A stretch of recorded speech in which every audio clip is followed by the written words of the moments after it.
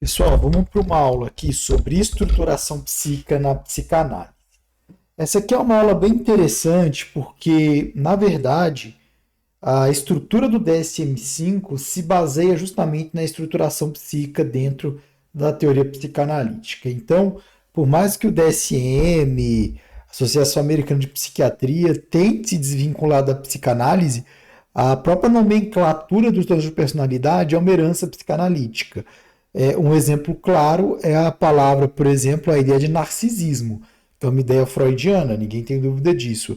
Assim como a ideia borderline, né, da organização borderline, é uma ideia do Otto Kernberg, que é um psicanalista.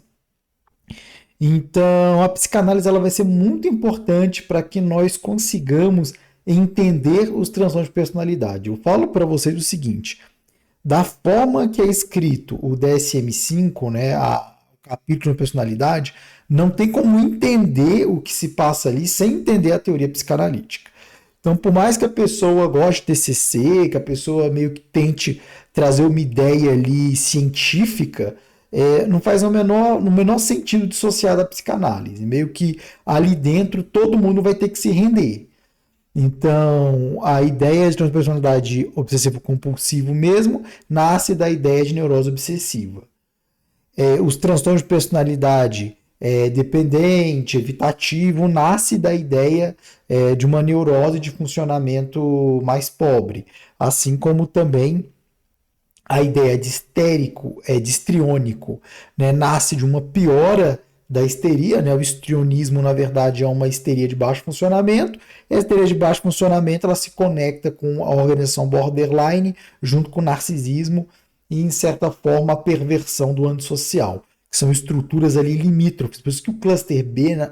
Se você pensa o cluster B da maneira correta, psicanalítica, ele é uma transição entre o cluster A, que é a psicose, né, e o cluster C, que seria algo mais neurótico.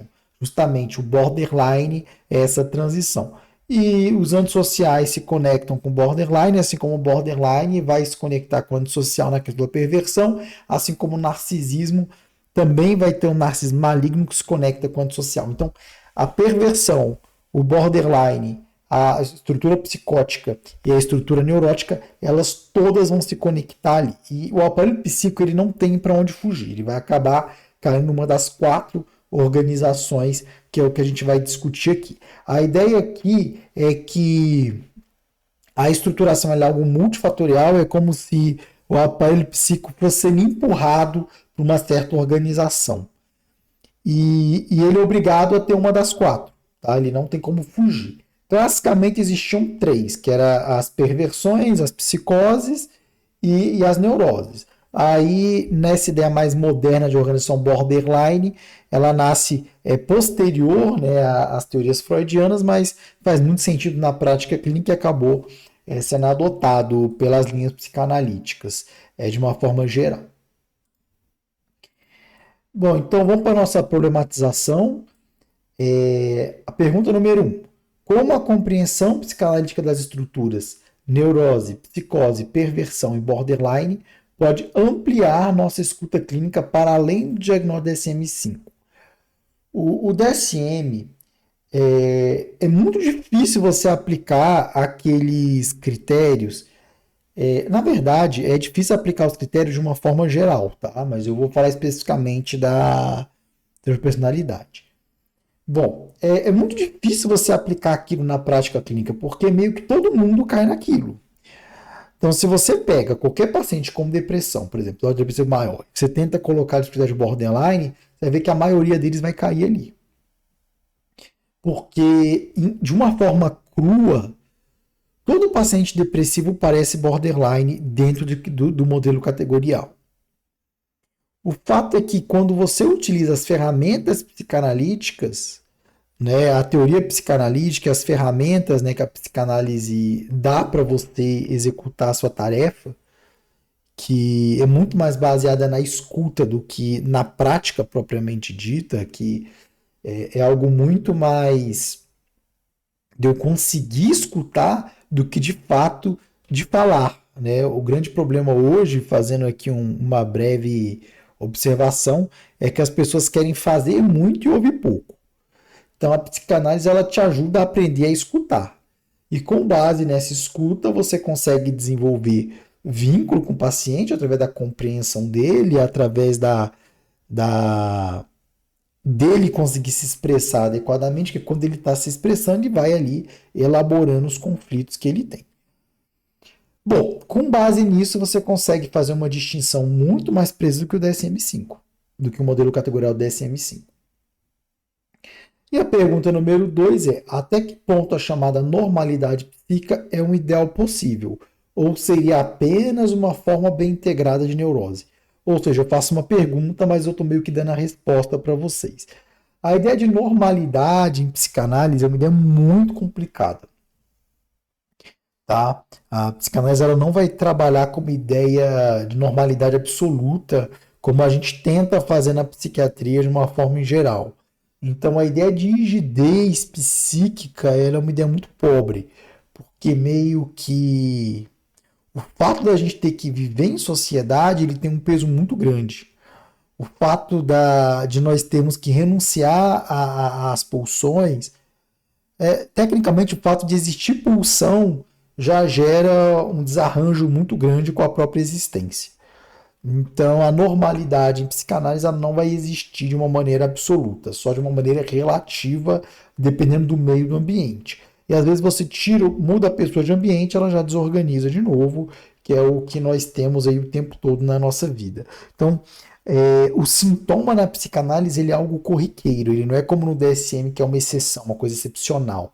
Mas você vê que até no DSM é meio estranho a ideia de excepcionalidade daqueles sintomas que as pessoas apresentam aquilo ali o tempo todo. Bom, então, de uma forma geral, o que é a normalidade psíquica? Nada mais, nada menos do que uma forma bem integrada de neurose, uma neurose de bom funcionamento, uma neurose adaptada. Então, a gente vai ter uma neurose adaptada e uma neurose desadaptativa. Então, quando a neurose é desadaptativa, que é uma neurose primitiva, uma neurose praticamente semi-borderline, né, que saiu muito pobremente, né, do funcionamento borderline, das organizações primitivas, etc.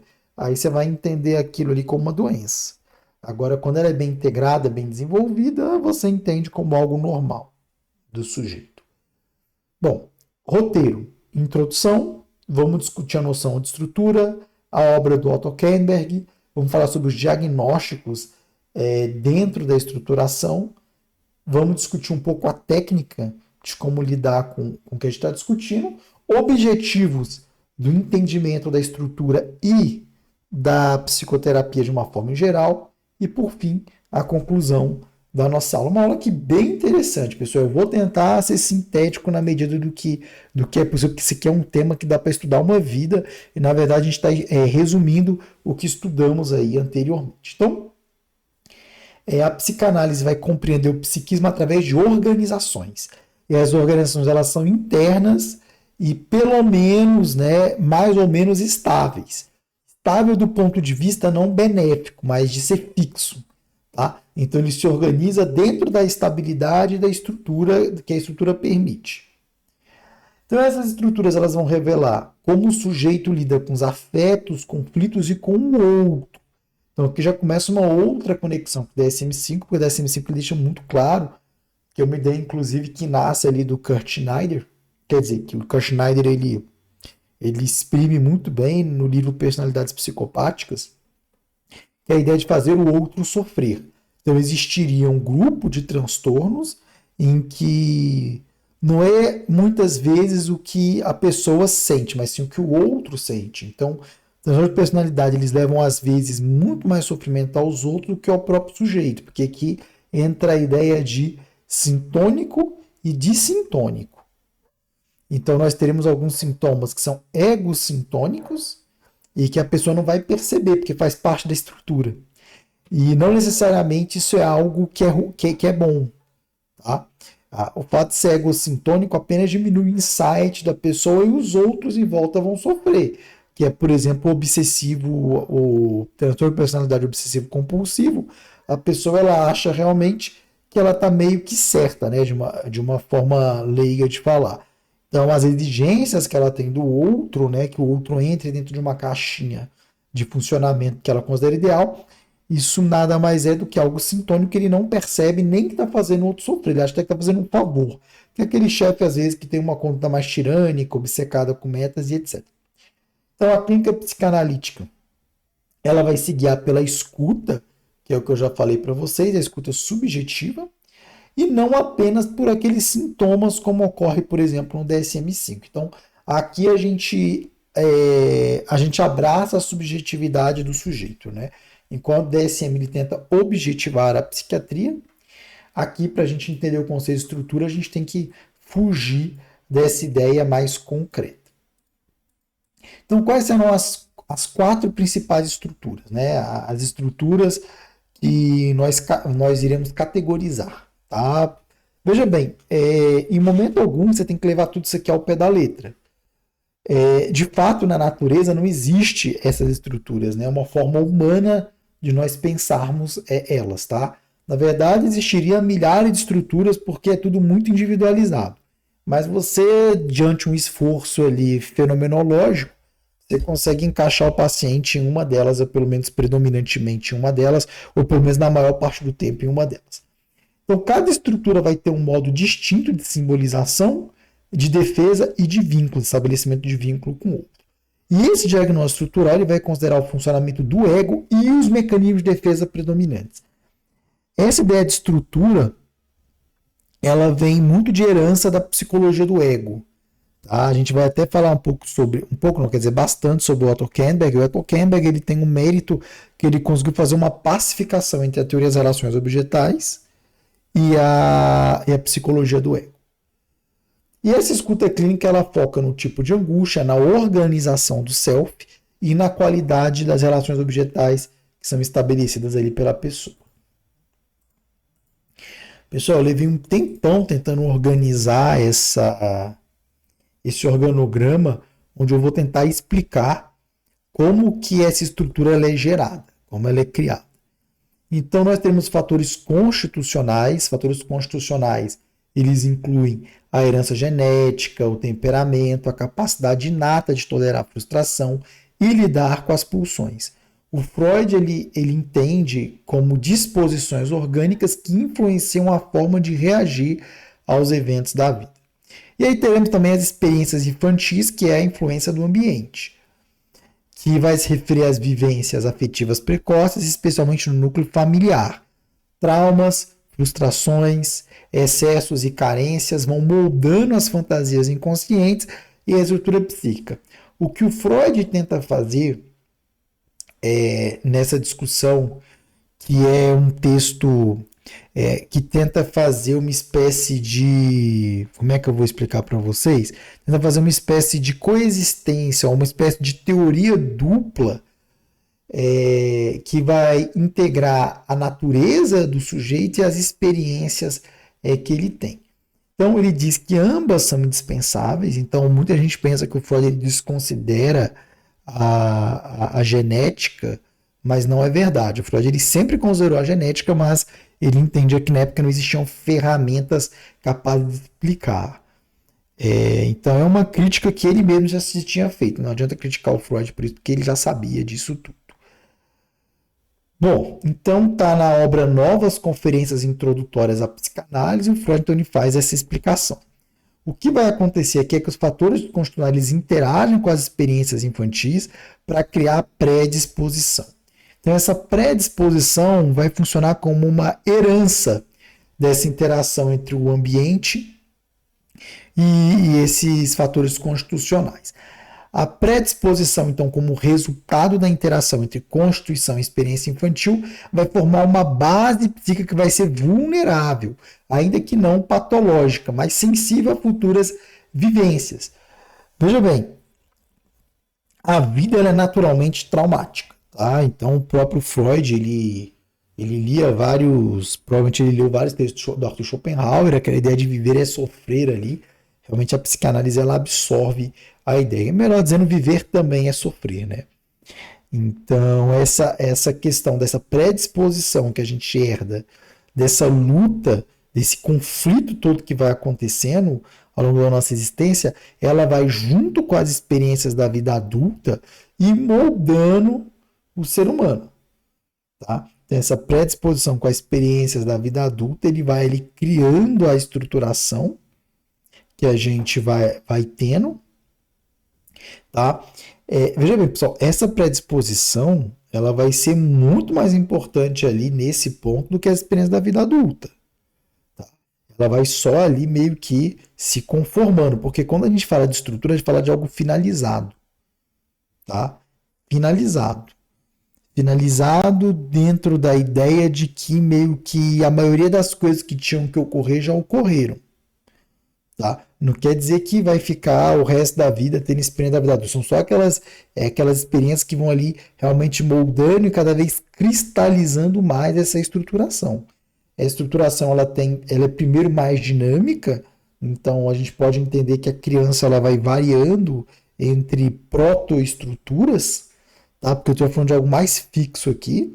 Ela vai variando nessas protoestruturas, depois ela vai definindo uma estrutura e vai ficando cada vez mais cristalizado, porque essa predisposição vai moldando o comportamento e a vida adulta dela vai cristalizando cada vez mais a estrutura. Por isso que cada vez é mais difícil mudar. É muito mais fácil você mudar uma pessoa que acabou de sair desses conflitos psicossexuais, no caso uma adulta jovem, né, que é o protótipo da criação da psicoterapia psicanalítica, da psicanálise, é justamente histéricas, né? Que é os trabalhos clássicos do Freud sobre histeria. Bom, então cada estrutura, neurose, psicose, perversão e borderline, vai ter uma lógica própria, um tipo dominante de angústia, de defesa e uma posição subjetiva frente à falta e ao desejo. Então, o sujeito que tem a estrutura psicótica, vamos imaginar uma estrutura mais paranoide. Cada vez que o tempo passa, ele cristaliza mais a paranoia, porque ele desconfia dos outros, os outros ficam putos da vida com ele, fica chulo da vida com ele, a palavra que você quiser, e a pessoa se afasta. Quando a pessoa se afasta, ele vai falar o quê? Olha, eu tinha razão, fulano de tal não gosta de mim, mas ele causou aquilo muitas vezes. Essa é a predisposição que eu estou falando com vocês. A mesma coisa o borderline, através da identificação projetiva. A mesma coisa o perverso. O perverso, quanto mais ele oprime o próximo, quanto mais ele usa o próximo como objeto de prazer, mais viciado ele fica na perversão. Por isso que é mais fácil, é mais fácil, né? É difícil de qualquer forma, mas é mais fácil você pegar um jovem meliante e tentar fazer algum tipo de ajuste nele do que você pegar ali um criminoso mais experiente com muitos anos de prática criminosa e querer que ele mude. Ele não vai mudar. Da mesma forma que a predisposição à estrutura neurótica, quanto mais saudável, né, mais os conflitos vão sendo elaborados e mais a pessoa ela vai entendendo ali a ser mais saudável, mais neurótico. Mas a experiência da vida adulta ela pode desorganizar isso tudo. Então, o que está dizendo aqui é o seguinte: apesar essa interação, o tempo todo predisposição à experiência da vida adulta, muitas pessoas vai ter algo mais transitório, porque aqui parece uma forma mais fixa, mas eu falo de algo muito mais transitório. Transitório eu quero dizer muito mais moldável, né? Ainda mais no começo. Então, por exemplo, a pessoa ela vai ter, na verdade, uma composição de estruturas. Ela não vai ser 100% de um ou 100% de outro. A pessoa ela pode ter atingido, por exemplo, um nível neurótico mais primitivo e, dependendo do que acontece, ele pode assumir um comportamento mais bom, um funcionamento mais borderline, um funcionamento mais psicótico, um funcionamento mais perverso dentro da situação que ele está. Um exemplo típico é o cidadão numa guerra. Então, até um neurótico, quando você coloca no meio de um combate, dá um fuzil para ele, pô, na guerra ele vai ficar perverso, vai querer matar, vai oprimir o próximo, e etc. Porque, infelizmente, o ser humano ele não se livra das estruturas primitivas, tá? Ele pode não ter uma estrutura mais saudável, mas uma estrutura mais doente, todos nós herdamos isso e a qualquer momento isso pode aparecer. Bom, então, falando um pouco sobre normalidade, na psicanálise nós não falaremos propriamente uma estrutura normal, como eu já falei para vocês, porque todas as estruturas, neurose, psicose, perversão e borderline, são modos legítimos e estáveis de organização do aparelho psíquico, tá? Então, você não pode usar na psicanálise uma comparação muito de um e do outro, sabe? Como a gente faz na psiquiatria de uma forma em geral. A gente faz muito mais uma comparação do sujeito com ele mesmo, tá? Para a gente fazer uma mensuração do tratamento. Então, a estrutura, ela pode ser normal, né, ela vai ser normal dentro da linha daquele sujeito e não comparado com outros sujeitos ou com um grupo de sujeitos, até porque você não vai conseguir mudar de fato esse paciente. Então não adianta você querer transformar um paciente psicótico num paciente neurótico, você não vai conseguir. É impossível, tá? Como a gente não tem a palavra remissão aqui, porque nós todos somos psiquiatras, né? Psiquiatras ou médicos, neurologistas, né? Porque aqui na Psiques esse curso, essa pós-graduação é fundamentada para médicos. Então eu falo muito sobre o modelo médico de pensar, porque nós somos médicos, né? Eu sou médico também. Então aqui a gente não vai ter aquela ideia de remissão que a gente tem da medicina de uma forma em geral, né? Remissão do quadro febril, remissão do quadro da episódio psicótico, a gente não vai ter isso aqui. Então, não vai existir um psiquismo sem estrutura. Todo sujeito tem uma estrutura e ela não é necessariamente sinônimo de doença. Tá? Como assim, Rafael? Porque, poxa, você não pode falar que pensa num perverso, né? O que chama de psicopata. A gente não pode falar exatamente que ele é doente, sabe? Ele tem um modo de funcionamento. Ele não é doente como, por exemplo, uma pessoa com meningite, né? Que tem uma doença. Tá? Então ele tem uma forma de funcionar, uma estrutura psíquica. Então essa neurose, a neurose vai ser considerada a estrutura mais compatível com o que nós médicos entendemos como saúde psíquica, pensamento simbólico e vínculo com o outro. Então qual é o foco aqui? Qual é a melhor hipótese? O que a psicanálise quer dizer pensa na psicanálise como uma espécie de filosofia do pessimismo, né? Como eu falei anteriormente para vocês. Então aqui meio que a gente não vai ter uma escapatória, a gente não vai ter uma estrutura boa, uma estrutura rígida, uma estrutura saudável, uma estrutura ideal. Né? A pessoa que acha, na verdade, que tem uma estrutura perfeita, saudável, etc., ela é psicótica. Tá? Ela é psicótica. Então, o que é um neurótico? O neurótico, na verdade, é aquele cara que passou por um combate gigantesco e ele saiu vivo do combate, mais ou menos essa lógica. Então, dentro desse tiroteio que é o desenvolvimento psíquico, né, a estruturação do sujeito é uma guerra, né, um conflito entre as instâncias que a gente já estudou anteriormente, do id, do ego, do superego. Então, esse conflito de instância, a ansiedade sinal, os mecanismos de defesa do ego mais adaptativos, quando tudo dá certo, a pessoa sai um neurótico. Neurótico, vamos falar aqui de bom funcionamento. Tá? Porque vai ter um neurótico de baixo funcionamento que vai ficar muito próximo ali da organização borderline, que vai desorganizar com uma certa facilidade.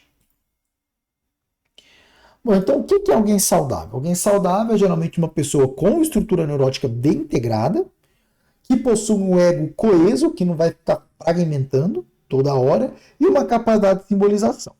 Ele lida com angústias por meios neuróticos, como a repressão, sem colapsar o contato com a realidade. Então, quando ele lida com mecanismos de defesa, mesmo às vezes mais primitivos, como, por exemplo, a negação, ele não colapsa o senso de realidade.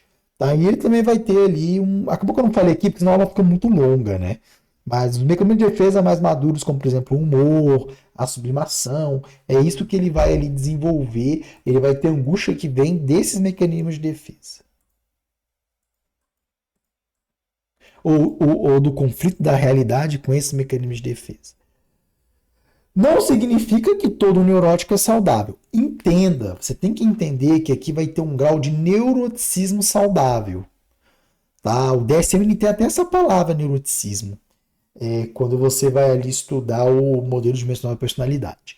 Então, o neuroticismo ele não pode ser muito exacerbado. Tá?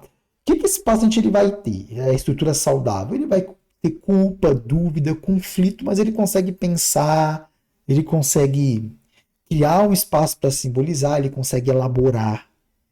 Tá? Ele consegue esperar, ele consegue transformar os afetos. Ou seja, neurose não é patologia, é uma condição da vida psíquica. E todos somos, em algum grau, neuróticos, tá? Quanto mais você está dentro da estrutura neurótica, melhor, tá? Pensa a estrutura psíquica como algo muito grande. Talvez ele não caiba tudo na neurose, tá? Aqui é a ideia que a gente vai ter. Às vezes fica um pedacinho ali na psicose, um pedacinho na perversão, um pedacinho na organização borderline, então um pouquinho vai saindo. Mas quanto mais dentro da estrutura neurótica, melhor, né? Ou menos pior. Bom, então falando do sujeito neurótico aqui de uma forma geral, trazendo um estudo da neurose, o sujeito neurótico ele vai lidar com o conflito entre desejo e proibição via repressão. Tá? Então, a questão é que vai ter uma modulação do id pelo superego. Tá? Praticamente é isso que quer dizer aqui. O conflito ele vai ter uma repressão e o ego ele vai aguentar o conflito. O ego é coeso, o ego não vai fragmentar. O teste da realidade é íntegro e o mundo interno dele é regulado pela culpa. Nós somos eternos culpados. Veja bem, a gente fala desculpa o dia todo. Ó, desculpa, falei tal coisa. Desculpa, esqueci tal coisa. Desculpa, desculpa, desculpa. Sempre alguma coisa dá errado na nossa vida, a gente fica culpado. Às vezes não é nem culpa nossa. Às vezes, até quando alguém machuca a gente se culpa. Né? Rafael, me dá um exemplo de como isso acontece da culpa. Né? Pessoal, até uma mulher que, por exemplo, sofre um estupro, às vezes ela se culpa. Ela pensa assim, nossa, mas por que eu estava ali naquele horário? Então, a culpa não é dela. A culpa não é dela. Mas às vezes muitas vezes ela se culpa pelo que aconteceu. Tá? Assim como você é assaltada, mas o que eu estava fazendo ali? Meu Deus, a culpa não é tua, mas você se culpa. Tá? O mundo interno é regulado pela culpa. A angústia neurótica ela tem um caráter simbólico e ela é vivida como um sinal de conflito interno. A pessoa percebe o conflito interno. Rafael, por que você fala tanto em conflito interno? Então, porque aqui você vai ter uma noção, nós neuróticos, o que acontece aqui dentro, o que acontece lá fora. Então, lá fora é lá fora, aqui dentro é aqui dentro. É claro que às vezes a gente se confunde, né? A gente comete ali falhas, né? A gente tem falhas, né? A estrutura não é perfeita. Só que você tem uma ideia muito bem estruturada do que está lá fora e o que está aqui dentro. O psicótico ele não é assim. O psicótico ele não sabe se o que ele está sentindo está dentro ou está fora. Ele sente raiva das pessoas, mas ele acha que as pessoas têm raiva dele. É mais ou menos isso que acontece. Então, o sintoma ele é um compromisso entre o recalcado e o aceitável, revelando ali o núcleo inconsciente da pessoa. Que é justamente a ideia de mecanismo de defesa do ego, que é herdado da psicologia do ego. Então, vai predominar a defesa secundária, né? Defesas como repressão, isolamento, formação reativa e o deslocamento. E essas defesas elas vão permitir a simbolização e a manutenção do laço com a realidade externa. Eu estou falando aqui de defesas que estão ali no meio de caminho, tá? Elas não são ali totalmente maduras, mas elas têm ali um nível de funcionamento com a realidade. A angústia é elaborável e vai levar a um sofrimento que é distônico. Tá? Ele não é sintonizado. Então vai ser ego distônico e ego sintônico. O ego distônico, pessoal, ele vai possibilitar com que você reaja ao sintoma. Porque se o sintoma é sintônico, como muitas vezes na psicose, como muitas vezes no borderline, a capacidade da pessoa mudar é muito mais problemática, é muito difícil ele mudar se ele não percebe que ele está errado, se aquela conduta não gera sofrimento, que é o perverso. O perverso ele é sintônico, é egocintônico, tá? Ele tem um sintonismo, né, com a doença. A doença e ele é a mesma coisa, ele não percebe a doença como algo estranho. Como o neurótico, ele tende a perceber. O sujeito é geralmente acessível à interpretação e à introspecção. Ele tem capacidade de raciocínio, de mentalização. Bom, e na psicose? Então, a primeira distinção ali é justamente entre neurose e psicose, que é a mais simples da gente entender no primeiro momento. Então, o que acontece na psicose? O sujeito ele tem uma falha na inscrição da lei simbólica, que é a castração. Tá? Então, aqui a gente está dentro de uma ideia bem freudiana. A grande questão da castração e da proibição é uma limitação do sujeito dentro da estrutura. O psicótico, a ideia de onipotência do psicótico, que aqui o que eu estou falando é de onipotência. A ideia de onipotência, do eu poder fazer o que eu quero, eu poder o que eu quero, é o que faz com que o sujeito seja de fato psicótico. Você não pode tomar aqui a ideia de psicose como uma ideia dentro do raciocínio médico de delírio e alucinação. Aqui entra também, isso também é psicose. Mas a falta de entendimento do que é o meu limite com a realidade, essa é a psicose na psicanálise. Porque a realidade ela vai sendo substituída por construções delirantes ou então alucinatórias. A defesa predominante vai ser a foraclusão, que é a recusa radical de significação desse sujeito. Não tem simbolização, ao menos não de uma forma consistente nesse indivíduo, porque retorna ao real sempre em forma de surto, tá? O que o paciente sente, o que ele pensa. Ele não consegue conter e organizar os sentimentos. Então, no que vai basear a estrutura psicótica? Na clivagem, né, que é o equivalente à cisão, dentro da teoria kleiniana, na cisão, na negação e a projeção. Então, é isso que vai predominar. Rafael, me explica um pouco o que seria isso na estrutura psicótica. Olha, vocês vão entender muito bem como é que funciona o paciente paranoide com base no que eu vou explicar aqui agora. Então, o paranoide, ele sempre vê o mundo com uma dicotomia entre confiáveis e não confiáveis, né?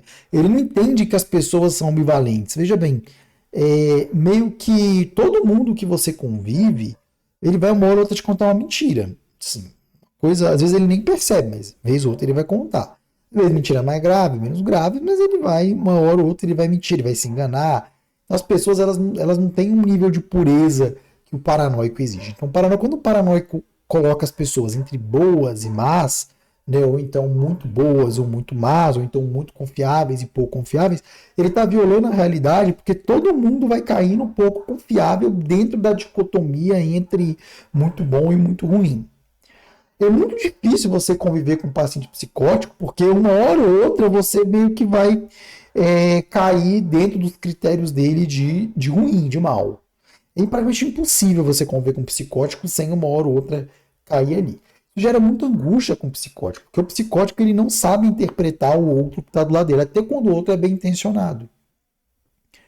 Tá? Então, às vezes, o psicótico pergunta uma coisa e a pessoa, no intuito de ajudar, ele fala: não, mas não foi bem assim. Tá? E foi daqui, mas você está tentando ali atenuar o que aconteceu para a pessoa não sofrer tanto, mas a pessoa interpreta aquilo ali como uma mentira.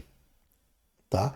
A negação, que ele nega muitas coisas que ele vê na realidade, e a projeção, que é pegar o que ele sente e jogar lá fora.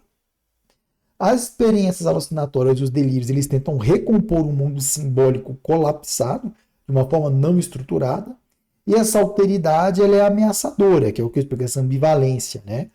E o outro ele é vivido como invasor, ou então ele é persecutório.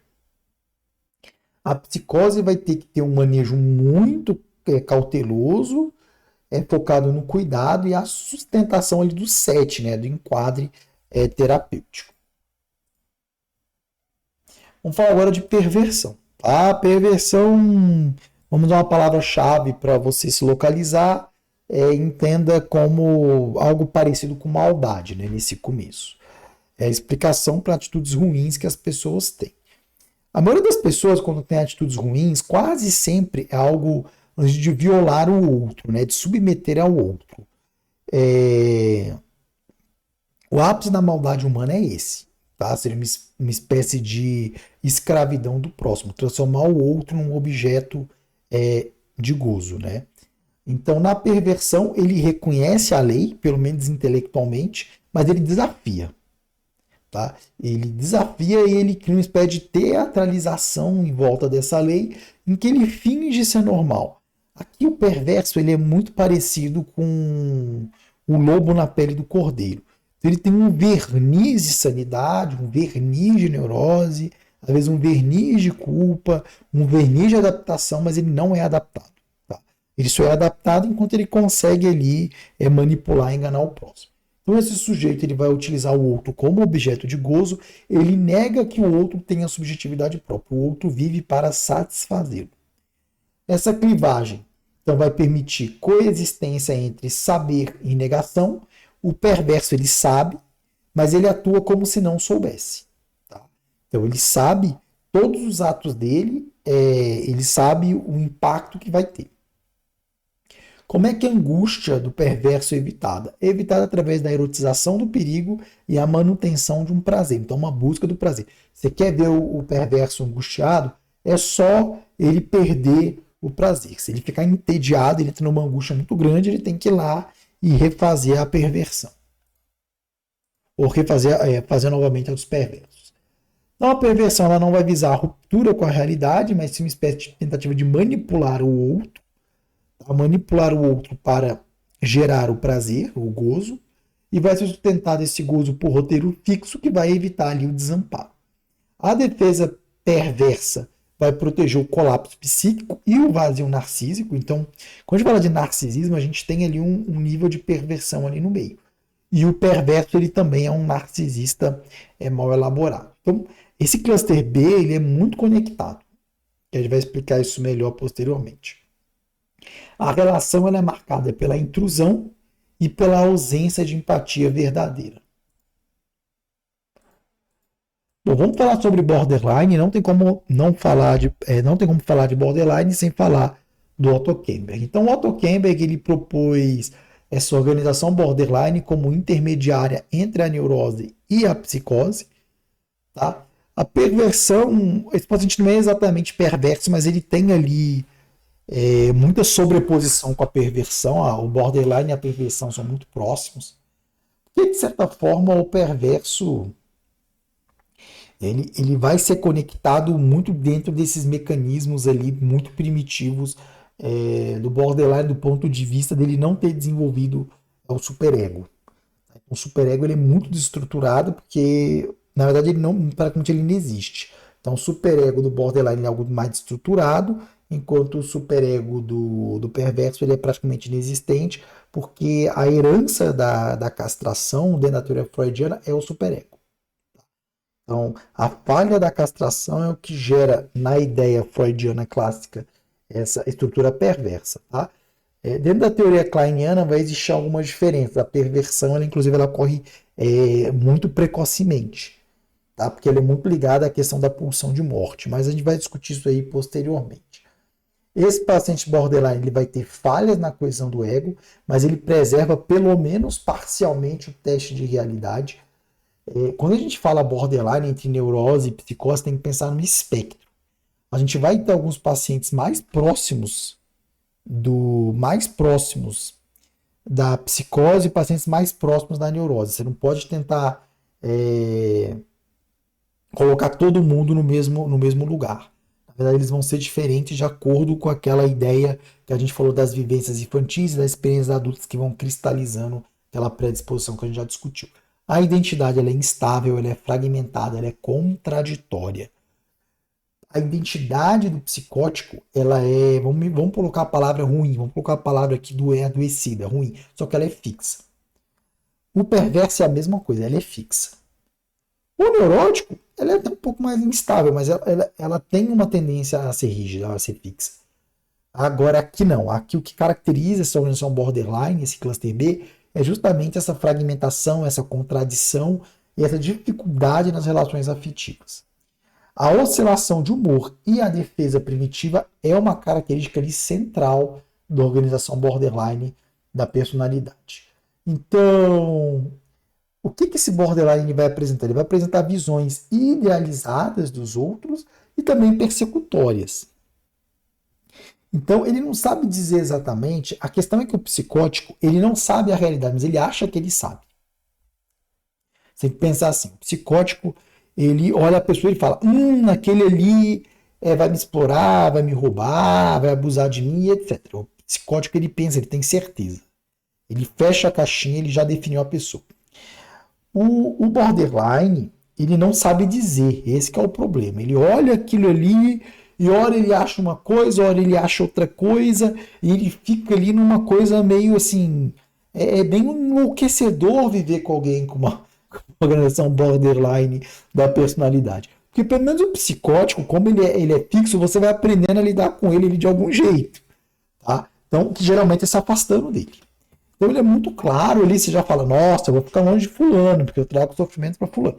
Aqui no borderline, nem você consegue dizer muitas vezes o que está acontecendo, porque ora a pessoa, você é a melhor pessoa do mundo, você é muito legal, você ajuda muito, ora ela tem raiva de você, e aí por diante. Ou seja, tem uma dificuldade narrativa sobre dizer quem se é. O self, ele é experimentado como fragmentado, incoerente e vulnerável à crítica externa. Aqui, novamente, vocês veem que o narcisismo, se a gente for pensar o narcisismo dentro daquela ideia do Winnicott, aquela ideia do Corrute, de narcisismo constitucional, aqui tu vai ver algo extremamente ali ferido, extremamente mal construído. E esse vínculo, ele é sempre vivido como fusão. Então a gente está falando de uma pessoa muito primitiva, né? Do ponto de vista do entendimento da realidade, ele tem ele tem muitos resquícios de uma vida infantil desorganizada. Então, ele tem medo, a pessoa com a organização borderline, ele vai ter medo, inclusive, de ser absorvido pelo outro. É uma coisa meio estranha da gente pensar, porque nós somos neuróticos, né? A gente não consegue entender bem isso. Mas o borderline tem meio que uma sensação que ele vai ser, por exemplo, fagocitado, usando um termo médico. O termo da microbiologia lá, fagocitado. Pelo outro indivíduo, porque ele é muito frágil. Ele tem dificuldade de entender a identidade. Por isso que quando o borderline está perto de alguém, ele praticamente ele começa a simular aquela pessoa, né? Ele tenta absorver muito rápido o que aquela pessoa tem para meio que tentar agradá-la. Mas nunca dá certo, porque sempre é algo muito instável, muito incoerente. Então, muitas vezes, essa organização borderline ela parece algo até sem personalidade. Quais são as defesas primitivas? Cisão, idealização, identificação projetiva, novamente cisão, a ideia, a ideia de divisão, de bem ou mal, e etc. Idealização, tanto positiva quanto negativa, tanto para cima quanto para baixo. Dedicação projetiva, o borderline praticamente ele consegue induzir o objeto que ele coloca a projeção a mudar. Tá? Então a diferença da projeção para a dedicação projetiva é que na projeção o objeto não muda. Na edificação projetiva o objeto ele muda. Bom, essas defesas vão impedindo a integração entre os aspectos bons e maus do self e do objeto. Então, a questão é que as coisas têm aspectos bons e maus, né? A gente vai regredir no nosso estudo de teoria de relações objetais e a ideia de sem o bom e sem o mal é a ausência da posição integrativa.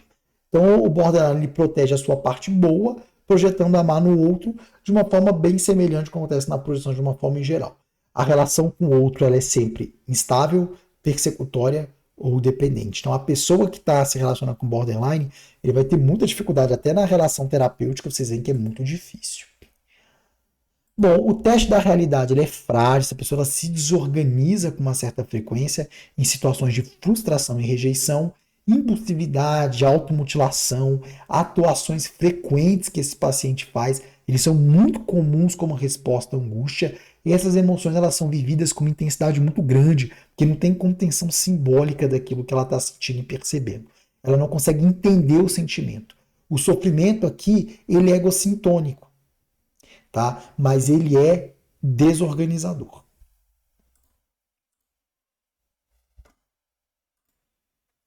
Então, seguindo aqui o nosso estudo, falar um pouco do Otto Kernberg, o grande mérito dele é a integração entre várias teorias psicanalíticas, várias linhas da psicanálise para tentar explicar o funcionamento de pacientes que não eram nem tão desorganizados quanto os psicóticos, mas não tão organizados quanto os neuróticos. Daí que vem essa ideia de organização borderline.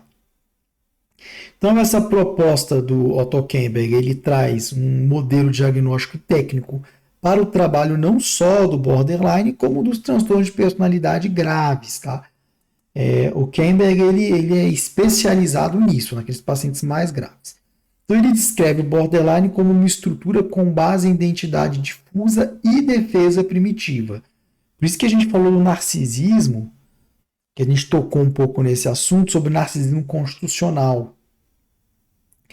E esse narcisismo constitucional vem justamente porque esse paciente não consegue organizar o self. Tá? Porque ele não tem essa integridade do aparelho psíquico. Então ele vai acabar que ele não vai fazer uma boa integração do self, que vai facilmente ele se difundir. Ele vai facilmente se desorganizar. Então, a sua prática clínica ela vai fazendo com que esses padrões que ela tem disfuncional eles venham para o vínculo terapêutico, tornando-se ali o campo de trabalho através ali do uso da transferência e da contratransferência.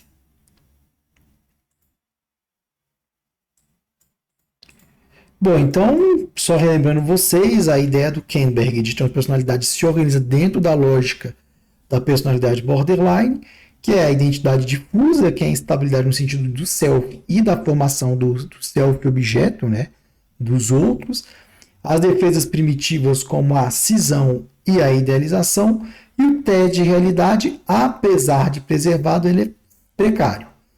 Precário de ser pobre e frágil.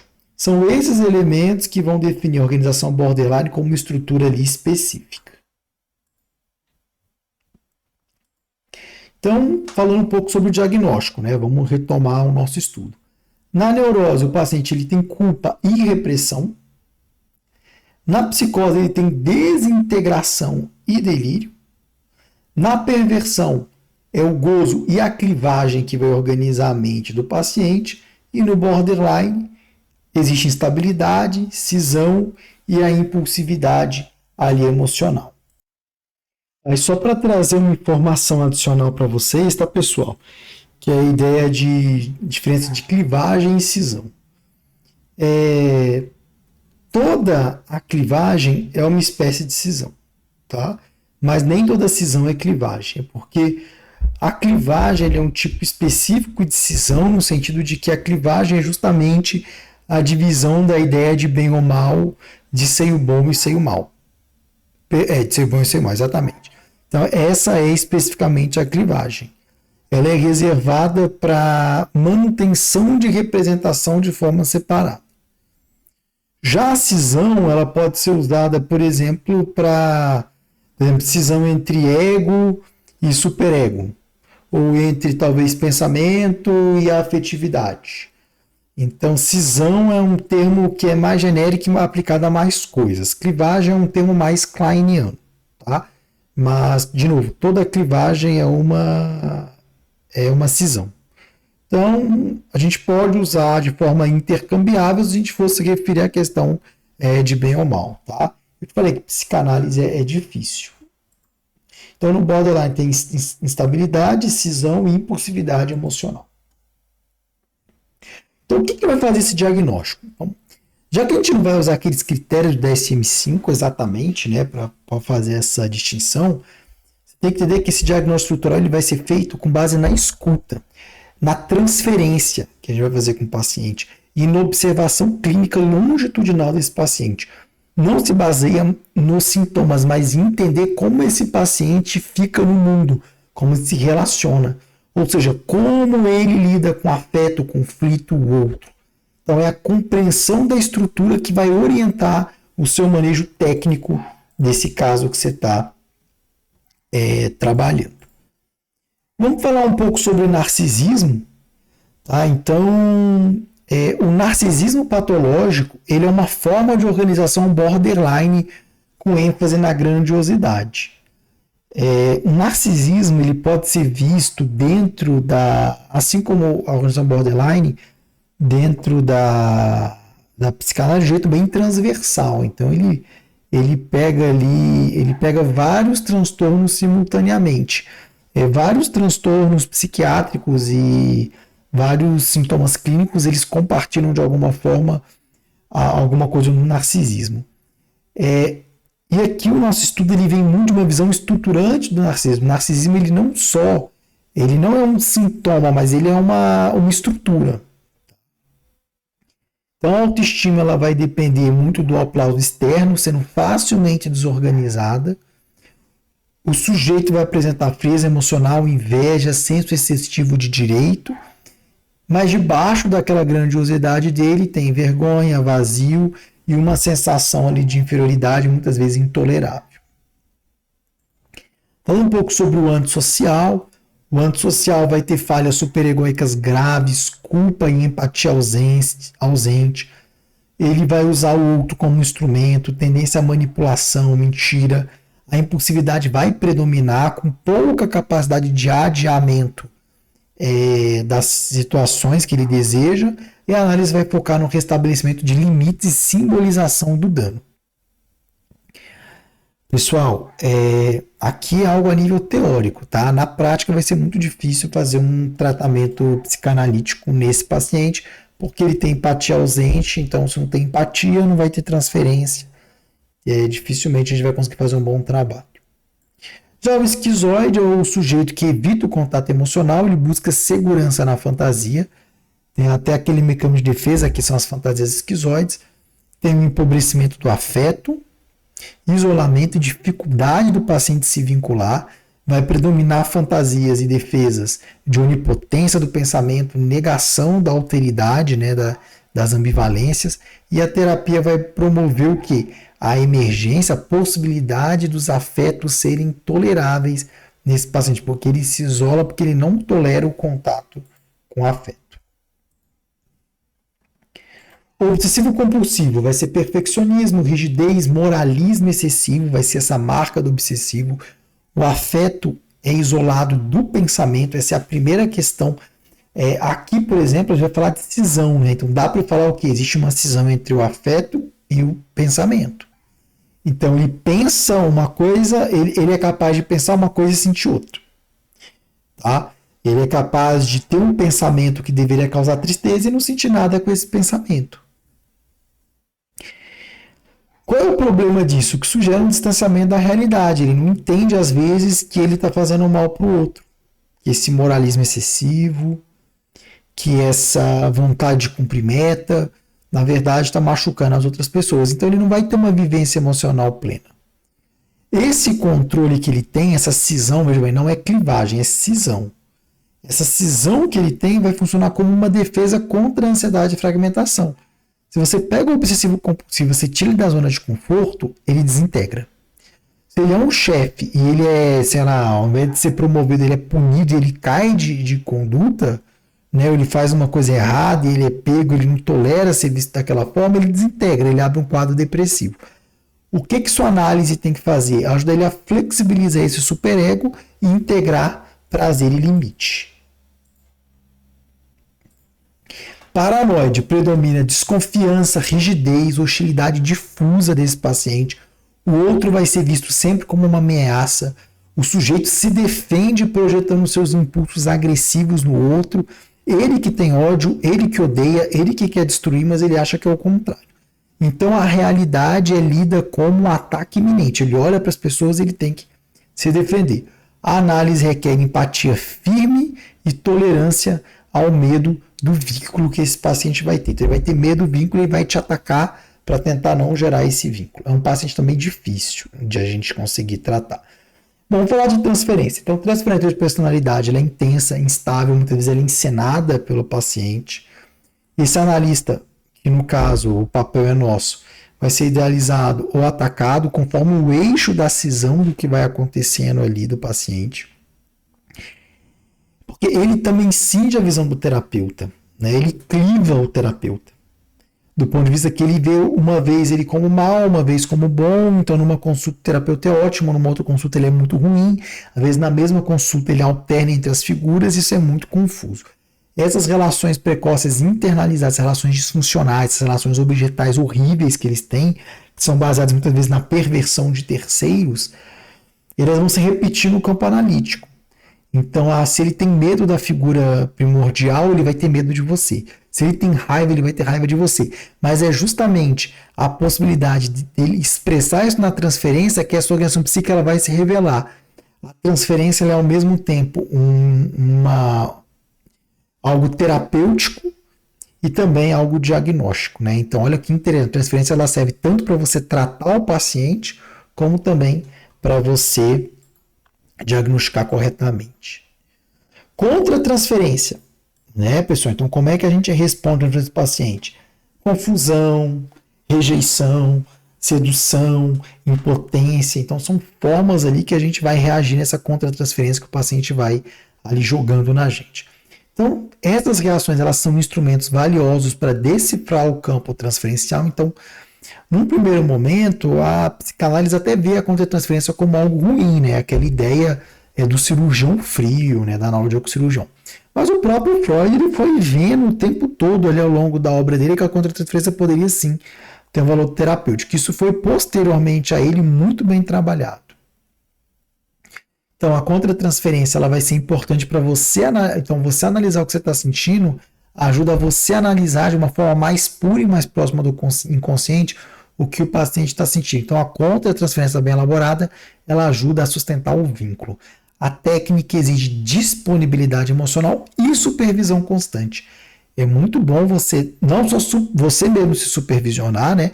Mas eu quero dizer o quê? Que um outro analista mais experiente te ajude a lidar com alguns casos que são mais difíceis e provoquem contra-transferências mais regressivas. Bom, vamos falar um pouco do impasse. Então, o impasse ele acontece com frequência nesse tipo de personalidade, especialmente os mais regressivos, mais graves, que é quando o processo ele entra em estagnação, sem avanço interpretativo. Às vezes a gente consegue até um bom desenvolvimento no começo, mas depois a gente para de ter esse avanço. Então, o paciente, o analista, muitas vezes eles ficam presos numa repetição estéril, né, que não vai ter fruto, e aí você vai ter que reconfigurar o set ou então rever as interpretações que está fazendo. Muitas vezes isso aqui é o narcisismo do paciente atrapalhando a sessão, às vezes o narcisismo do terapeuta, às vezes a história falsa que o paciente conta para ele próprio, o terapeuta não consegue nem entender a realidade, o que está acontecendo. E esse embate, muitas vezes, ele vai repetir os vínculos familiares, fixos e muitas vezes ali ambivalentes. Vamos falar um pouco da psicoterapia focada na transferência, que é já criada pelo Kemberg para tratar os pacientes graves com base na análise do vínculo. Ele vai buscar integrar imagens boas e más do self e do objeto, e a interpretação da cisão e das atuações de transferência vai ser central nesse tipo de terapia. O enquadre, o setting, ele é estruturado e ativo, com foco muitas vezes no aqui, agora, do paciente, que são pacientes às vezes muito regressivos. Mentalização. Então, terapia baseada na mentalização não quer dizer que você tem que fazer só isso, tá, pessoal? A mentalização ela é uma das ferramentas e essa ferramenta ela vai visar restaurar a capacidade de pensar os estados mentais do paciente. Ela vai ser indicada especialmente para pacientes borderline com colapso afetivo desintegrado. Às vezes até no antissocial a mentalização ajuda. Como assim, Rafael? Lembra que a gente conversou que eles tendem a não ter sentimentos? Então, às vezes, pensa num paciente, sei lá, de 15 anos, 16 anos, com uma estrutura mais perversa, você vai conseguir ajudar, olha, pensa como o seu colega se sentiu, como a pessoa que você roubou, que você agrediu, então às vezes a mentalização ajuda também. Trabalha a função reflexiva, tolerância à ambiguidade, regulação emocional, e a postura do terapeuta é empática, porém firme e muitas vezes didática.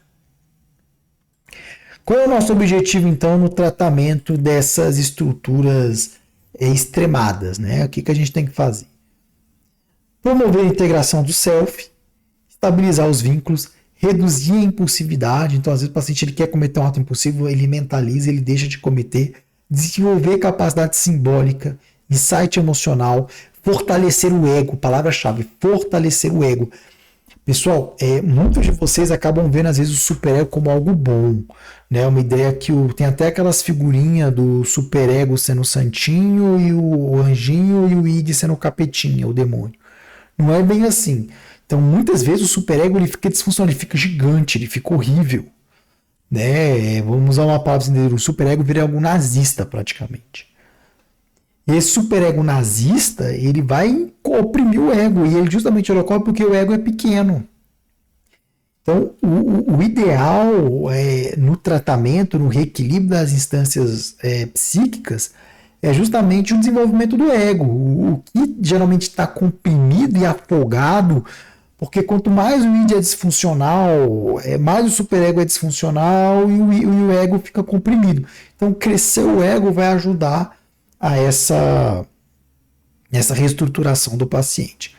E a mudança ela se dá na repetição transformada dentro da relação terapêutica que vem da transferência. É realmente o que vai fazer que a psicanálise funcione, é o tempo e a repetição. Objetivo: manter vínculo com o paciente, não ter que ter um vínculo, fazer ele refletir sobre si, de tolerar as frustrações. Quando você consegue mostrar para ele que você tolera os ataques dele, você está ajudando ele a entender que é possível que ele tolere também aquilo que ele está sentindo. Diminuição dos acting outs do paciente, as atuações, melhora da constância afetiva dele para ele parar de ficar variando, redução da cisão, aumento da empatia pelo outro, clareza narrativa e integração do passado e do presente, né? Às vezes o paciente ele não tem uma clareza de quem ele é de fato. Fazer um setting bem delimitado, aqui você não pode ter um setting meia boca, tem que ser uma coisa muito bem estruturada. Presença empática, intervenção sempre progressiva, nada muito agressivo, o paciente não tem estrutura, nem todos eles. Escuta a respeito do tempo psíquico do paciente, o silêncio pode ser vivenciado como abandono. Cuidado com o silêncio excessivo nesses pacientes mais doentes, tá? Nesses pacientes que têm uma estrutura pior, estrutura mais pobre. Você tem que sempre manejar muito bem esse silêncio. Às vezes o silêncio é terapêutico também, ajuda ele a refletir. Mas às vezes não é que ele tem que falar sempre, você tem que responder também. Então o analista ele vai atuar como um continente simbólico e organizador da experiência. Conclusão dessa aula, né, pessoal? Eu tento nunca passar de 1 hora, mas aqui não teve jeito. Então, compreender as estruturas é essencial para o manejo clínico eficaz, você não vai escapar disso, dependente da sua prática clínica. O primeiro passo do modelo de mente é você encontrar a estrutura desse paciente. Organização borderline sistematizada por Kemper vai ser a chave de múltiplas personalidades. A técnica deve ser rigorosa nesses pacientes mais graves, mas sempre afetivamente aplicada de uma forma mais afetiva. E a escuta estrutural vai permitir acompanhar o sujeito em sua dor e também na reconstrução. Pessoal, muito obrigado, tá, pela paciência. Esse aqui é um tema realmente difícil, traz muitos conceitos, mas vamos continuar estudando, vamos aí na nossa missão. Um abraço, até a próxima aula.